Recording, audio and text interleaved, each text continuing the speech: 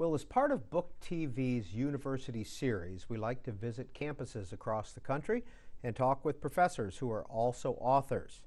This week, we're at the U.S. Naval Academy in Annapolis, Maryland. And joining us is Professor Aaron O'Connell, who is also the author of this book, Underdogs, The Making of the Modern Marine Corps. Professor O'Connell, when was the Marine Corps established? The Marine Corps was established in 1775, but the birth date is actually something of a myth. The Marines always claim 10 November 1775, but that's actually just the date that Congress authorized the creation of the Marine Corps. They never actually raised the battalions that the Continental Congress allowed for. So when were the battalions raised? Those battalions never were, actually, but the first Marine goes into uniform on 28 November. 10 November, however, is still celebrated the world over by Marines anywhere in the world as the Marine Corps birthday. What was the Marine Corps reputation? What was the purpose of the Marine Corps? The job originally was to be the guards on ships, quite frankly. They protected the officers from the crew. It was a pretty difficult thing to sail a ship in the age of sail in the 18th century, and so they had to have people there to enforce discipline. And so the Marines' principal job was to be ship's guards, and they would also serve as boarding parties and snipers originally. But they're very small. They're a very small part of the Navy. And the Marine Corps is completely separate from the Navy now? They are. They are a separate service inside the Department of the Navy, but this became very contentious really throughout the Corps' history. The Corps would claim when they served aboard ship that they should follow the rules of the Navy, the regulations of the Department of the Navy, and when they served ashore attached to the Army, they should follow the regulations of the Army. And eventually in 1832, they become properly a separate service inside the Department of the Navy. How did their mission change in 1832? The mission didn't change so much then. They remained ship's guards all the way till the 20th century, but they were something of jack of all trades. They would do other jobs as well, most often serving as landing parties. When the Navy would send sailors and Marines ashore on punitive expeditions, the Marines would always participate in that. And then in the start of the 20th century, they took on a variety of other missions, colonial infantry in Haiti, in the Philippines, in Nicaragua. And then just before World War II, they started creating amphibious landing forces. They became experts in amphibious operations, landing against defended islands. What was the Marine Corps' reputation throughout much of its history? Not very good, quite honestly. Everybody thinks about the Marine Corps today as the most prestigious or elite of the major armed services, and that's been validated by numerous polls over the last 12 years. Routinely, the American people say, most prestigious service. It wasn't that way even at the start of World War II. At the start of World War II, boys of enlistment age found them to be rough and rowdy. Parents found them to be the least desirable associates, and they were ranked last. They were the least popular service in a nationwide study. And it was pretty similar to that in the years prior to. These were pretty big, thuggish guys that were serving as the cops aboard ships, and the Navy didn't like them, the Army didn't like them, and they had problems getting quality men into the service ever since their beginning, really until World War II. What happened? What changed? A couple of things changed. The most important is probably World War II. Once the Marines gained some initial fame right at the start of the war when they hold out on Wake Island until Christmas Day, basically, against repeated Japanese attacks.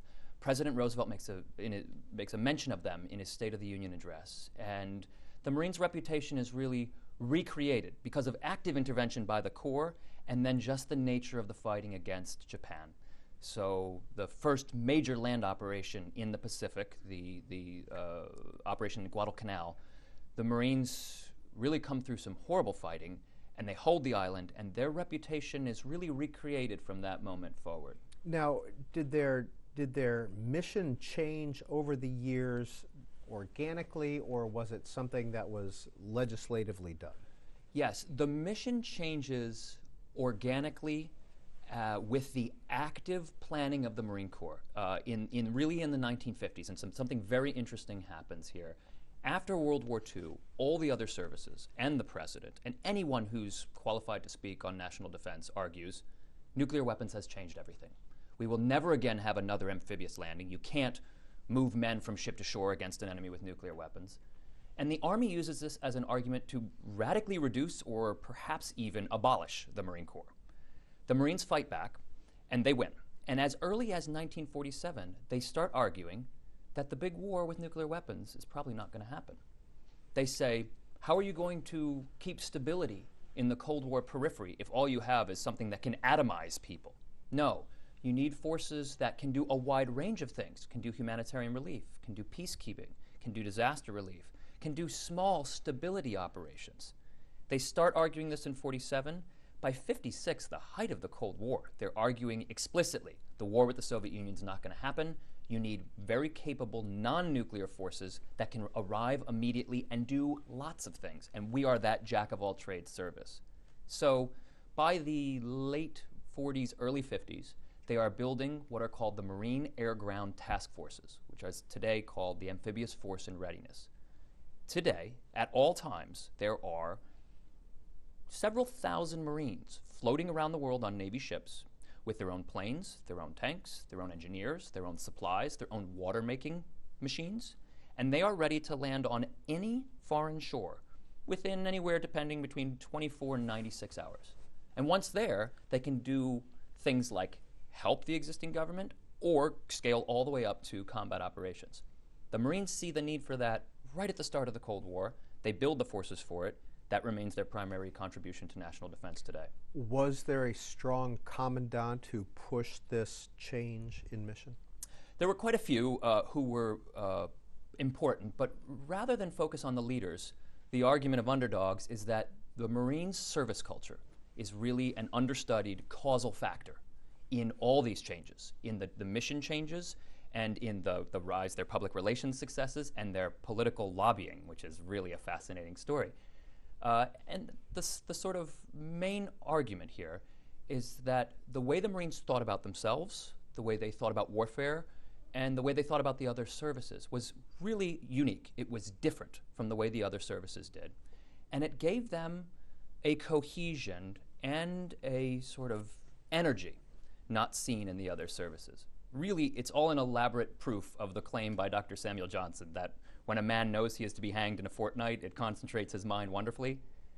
The Marines who fought in World War II in Korea had a lot of experience with thinking they had a fortnight to live.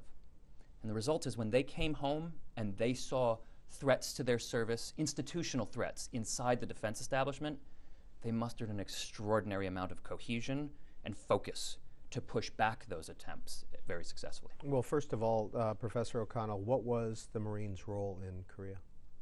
The Marines were the first forces, they weren't the first forces sent in, but the Marines were sent as conventional combat troops to push back the North Korean advance. They fought alongside the Army, doing the exact same thing as the Army. But they got there early. And the reason they got there early is because as soon as the North Koreans invaded on 25 June 1950, even though the Marine Corps had no orders from the President or from the Joint Chiefs, they immediately started mustering troops, which got on ships and arrived in Korea in less than a month. And these guys came with their own aviation. So what this meant in the critical first battles to stop the North Korean advance, that the Marines were doing what's called combined arms operation. While the infantry was moving, they had their own planes and naval aviation flying overhead. That ability to arrive immediately and be ready for combat right away was exactly what the Marines said was important right after World War II, when the other services were saying, no, with nuclear weapons, you won't do that anymore. You mentioned political lobbying on behalf or by the Marines. Yeah. How did that occur? Oh, it's extraordinary. After World War II, all the services reorganize. We do away with the War Department and the Navy Department as principal cabinet positions, and we instead create what will become the Department of Defense. In the start of this process, the President and all the other services were more or less on board with radically reducing the Marines' role in national defense. They didn't want a second land army, which is what they thought the Marine had come to by World War II. The Marines took some of their smartest and most well-connected officers, and they really became insurgents inside the defense establishment. They broke rules. They stole top-secret documents. They copied them. They gave them out to the press. They directly violated the orders of the President. They almost got their commandant relieved. And they did all this because they believed that the Corps was at risk and that the only way they could save it was not by working within the rules, but working outside those rules. And it was an extraordinary success. Not only do they defeat the first round of legislation, But by 1953, they get their commandant on the Joint Chiefs. He goes from being a two